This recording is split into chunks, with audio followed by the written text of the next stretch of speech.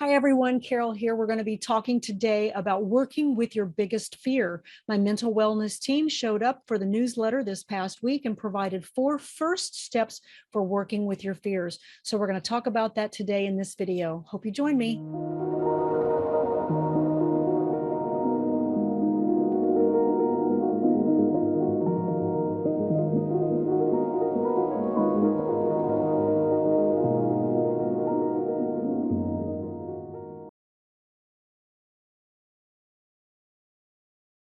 Hi, everybody. So let's get started. For those of you that subscribe to my newsletter, you'll know that at the very bottom, I have a section where I allow my team to come forward and I provide some written material. I know I do a channeled lesson and daily lessons, but truly my purpose is to be a spiritual messenger. So I'm bringing a lot of different messages forward and you can pick the one that resonates for you.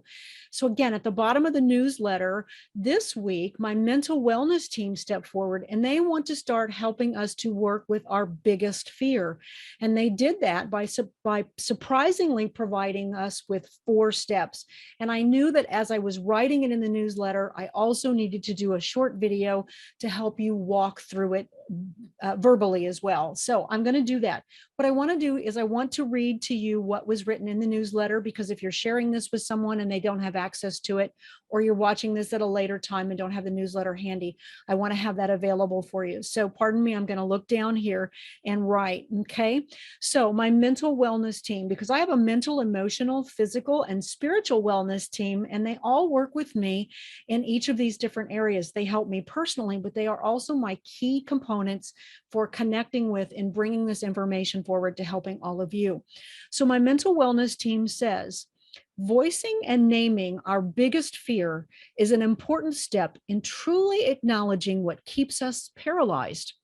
We may know the fear in the back of our mind, but when we truly give it a voice, that's when we can begin to work with it and shape it into a healing experience.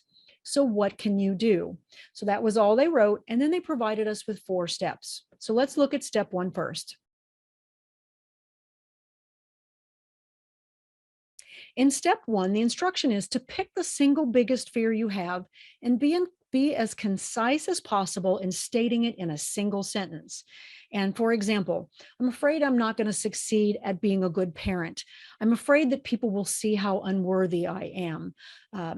I'm afraid of how my body looks. I don't like myself. And so find this biggest fear. Mine, for example, and I'll share this, over time, it's kind of evolved and it changes. So that's okay. Just pick your biggest one today. For me, it's the political climate that we're in and feeling this loss of control and this loss of sense of freedom. This triggers something from my childhood. So I know I react sometimes perhaps in a manner that other people may not. And I have to be very cognizant of that. So I had to be concise with my fear and say, I'm deeply frightened at this time of losing control over my freedom and liberties over my personal body. And so find one that is for you, be as concise as possible, and write that down. Okay. And then we'll move on to step 2. All right. So this next step, it was where I knew I probably needed to do the video. So I'm going to read it to you and then we're going to talk about it a little bit. Step 2 was to let your fear name itself. You do this by asking the fear what it would like to be called. For example, if we used frightened, if you had the fear of being a poor parent, perhaps your fear would be called frightened mommy or insecure daddy. Maybe it's even called Penelope or midnight madness. There's no right or wrong name. You just want to go with whatever comes to you without judgment. If you get more than one name, then write them all down. Okay. And so what this instruction is about, you don't have to be intuitive. You don't have to be psychic. You're just letting your imagination run wild. But I want you to think about your fear. Okay. And then I want you to give it a name. So I'll give you just an example using my own fear. If I take my fear of this sense of loss of freedom and loss of control, I immediately get the name restricted. And then I also heard the name Sally. So I'm going to name my fear Restricted Sally. Okay. And what I also hear with this is I hear the song lyrics by Eric Clapton, Lay Down Sally. So I thought that was really funny. When I heard the name Sally, it reminded me of the song. I don't know what made me think of it. It's been forever ago. So you're really just kind of trusting yourself that you're going to be getting a name for it. We're not going to analyze why you're doing it right now. I just want you to take your fear and give it a name. So take a moment and think about that very briefly, and then we'll come right back to the next step.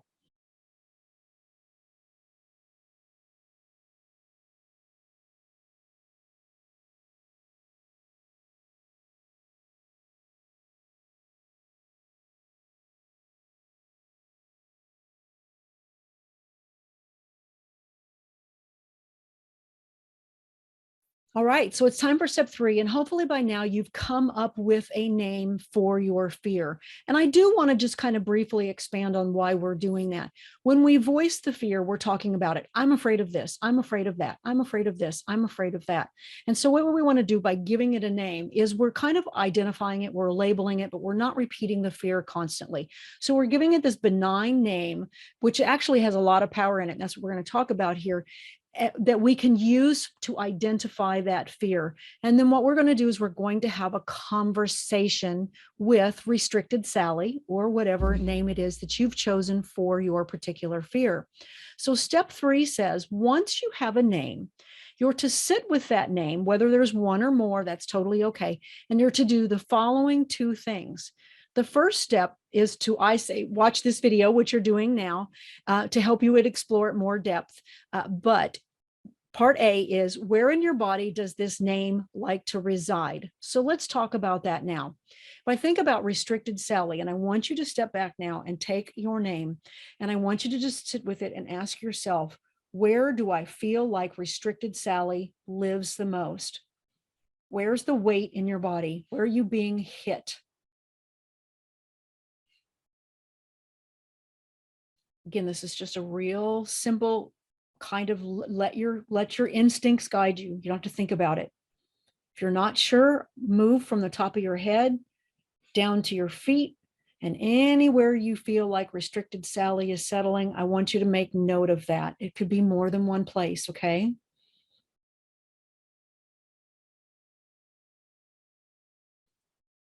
If you need another way to do that, here's what you can do. I want you to imagine that your right hand is your fear. Right hand is Restricted Sally, right? And what you can do is you can take Restricted Sally. Now I'm noticing when I'm doing it this way, I'm catching something a little different. And ask Restricted Sally, where does she want to put her hand?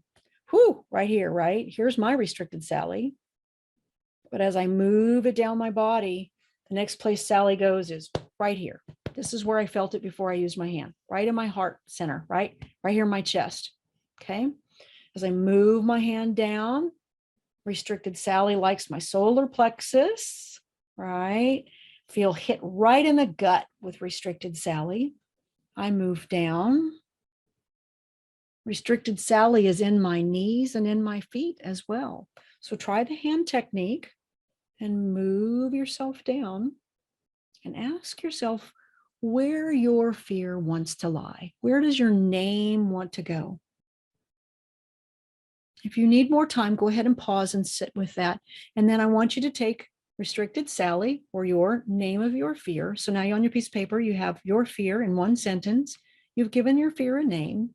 And I want you to write down those physical locations where in your body that Restricted Sally or your fear name likes to reside.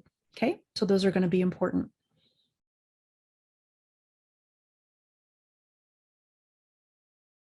So now I want you to do step 2, which is part B of, or pardon me, it is part B of step 3, excuse me. So in this section, in this exercise, what we're supposed to do is who, where, or what is responsible for giving birth to this fear or this name, right? Okay.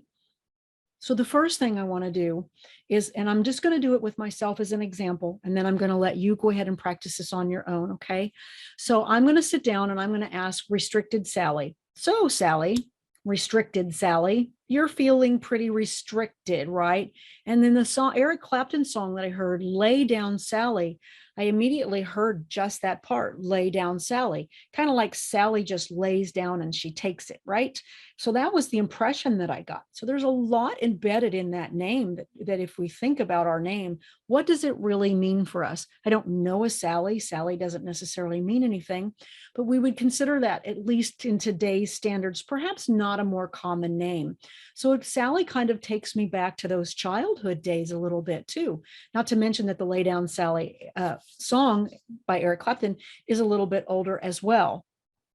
The other thing that I find very interesting about Lay Down Sally when I go down and I look at it is I wanted something said to me, take a look at when did this song actually come out? Because remember, I said this is a little bit of an older song. It actually came out in 1977. And I have to say that as I'm doing this recording right now, I am quite floored because 1977 was a magnificently significant year for me when I was growing up. I'm really kind of taken aback right now by this. So in that particular period of time is where my father remarried, and I changed schools. I was with a group of friends in the sixth grade in 1976. In 1977, I was moved to a completely different school. My entire life changed during that year. Okay, so I'm going to be doing some more research on this, but the point is your name probably has a lot more significance to you than you think of. And you're going, well, I'm not intuitive like you, or I'm not connected. Your subconscious knows that there's a reason for choosing the name that it's given you. So I want you to just kind of take a look at that. And as I'm looking at Restricted Sally, I'm going to say to Restricted Sally, where did you come from? And I already kind of have a clue of where this came from, because I mentioned to you earlier, this came from my childhood. And it's very interesting as I look at the Lay Down Sally song and I say it started in 1977, and that's exactly where it came from. And so I look at that. And this is where I had a loss of freedom in my younger days. This is where I had a big change, where I no longer had control and freedom and liberty. I was suddenly thrust into a new family. There were siblings that I didn't have before. With my father's remarriage, I no longer was the independent young person that I had been. And so this was very unstabilizing for me and created a lot of trauma over the years. I lost a lot of control. So I'm being very vulnerable with you here about my past to give you an example. And so we want to look at Restricted Sally and say who, where, or when did Restricted Sally begin? And so this is when Restricted Sally actually began. Thank you to the Lay Down Sally song. And it's validating the fact that it took place roughly in 1977. So I am on target with that.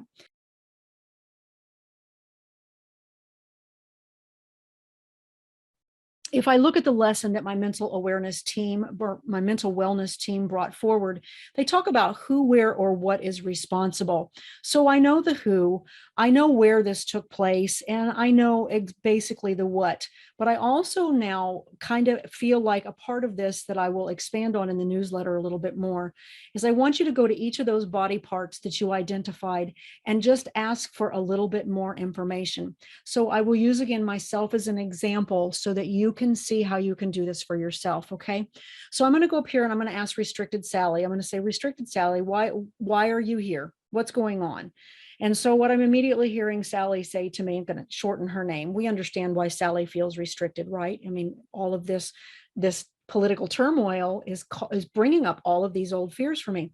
And so Sally says, I'm worried about everything. I'm thinking about it all the time. If we don't think about it, if we don't try to find an escape, right? If we don't find a way out of this problem, we're going to be stuck in that same trauma that we had before. So Sally says, I want to occupy your mind space. I want to be here. Here's a great place for me to hang out. So you and I, we're going to be friends right here, right? Restricted Sally says, I'm going to occupy your mind. So make note of where in your body Restricted Sally is and ask her to talk about why she or he or it is there. If you have more than one name, use it. I can go through and continue after this and ask, well, why do you feel restricted up here? What's your thoughts about restriction? Why did you choose the name Sally? Although I think I understand and it's just a random name, perhaps there's more, right? Perhaps there's something else there to unpack. So this is a very unthinking type of process. You're just going to let it flow naturally. Okay. Just let your subconscious bring whatever it is to mind. And even if you're creating a story, you're still creating a story that's really important to you and your healing. So I'm going to take restricted Sally, and I'm just going to do a couple more body parts again as an example. And I'm going to go here and I'm going to say, restricted Sally, why are you here? And the first thing that restricted Sally is pain, fear, terror, the emotion of my experiences, feeling belittled, feeling small, feeling invalued, feeling unworthy. There's a lot of feelings that restricted Sally is bringing to the surface about my biggest fear. And so I want to take time to write those things down and to make note of those, because these are things that are affecting me right now, keeping me from being whole and healing, but they can also be things that we can transform. So I go down a little bit further down into my solar plexus and to my whole gut area. And I actually feel like restricted Sally is right there. She wants to double over. I almost get a sense of nausea, because when I was in this circumstance growing up, I have no power. All of my power is gone, and I can feel that in my solar plexus chakra. I almost feel like what is coming from the outside world is literally coming into my body at the solar plexus chakra right now, and it is literally stealing my energy. It's invading my body. This is a huge aha for me as I'm sharing this with you, because that means I need to do some solar plexus protection, right? I want to protect that. If I feel all of this coming in and stealing my energy, restricted Sally says, oh my gosh, it's coming to get me. It's coming to get me. And it's coming in from my solar plexus, then that's going to be something that I want to work with. So do you see how naming your fear, giving it a location in your body, you can start to make some associations for how this is affecting you. So I'm just going to move to the last two spaces that I felt restricted, Sally, and that was in my knees and my feet. Okay. And the reason I can feel it there, and I could tell already, as I was scanning with my hands, I knew immediately what that meant. I feel like I'm being brought to my knees, and I also feel like the rug is being swept out from underneath my feet. This is giving me a complete sense of loss of control and an inability to do anything. I'm on my knees. I am at someone else's mercy. And by ripping the rug out from underneath me, I have had the life that I believe has been safe and secure for me. I am fearing, my fear, restricted Sally. Remember, we're looking at Sally as the fear. We're not saying me, we're saying Sally. Sally's afraid, and I have to correct myself on that. Sally is afraid that the rug is going to be pulled out from underneath her again, and she's going to have to go through that same trauma. And that's what's bringing all of this fear to the surface. So that is the exercise for this week. I hope that by doing it with myself, I've given you a little bit of idea of how you can work with it. If you have any questions, feel free to email me, contact me, whatever, or even leave a note down here under the remarks, and I will get back with you. But take the time this week to work with your bigger fear. Go through these steps. I've written them down for you here on the video and given you some examples. And I don't know what's coming next week. I never do. I always work to be the messenger and to get every week what it is that my wellness teams want to share. So I don't know what the next steps are coming next week, but I know I want to encourage you to stay in tuned, and I'll do a short video, and we're going to work with how we can take restricted Sally, have a conversation with her, working with our body and our mental fear, and hopefully moving into a healing or shifting dynamic with that. I know that's coming, but I don't know how. So thanks guys for watching. As always, I appreciate it. I love your likes and subscribes. They help continue to support my channel, and they help to reach other people. If you have anything that you would like for constructive criticism or something that you want to know, please feel free to reach out and give me that opportunity to be of service. So thanks so much. I'll see you next time. Bye-bye.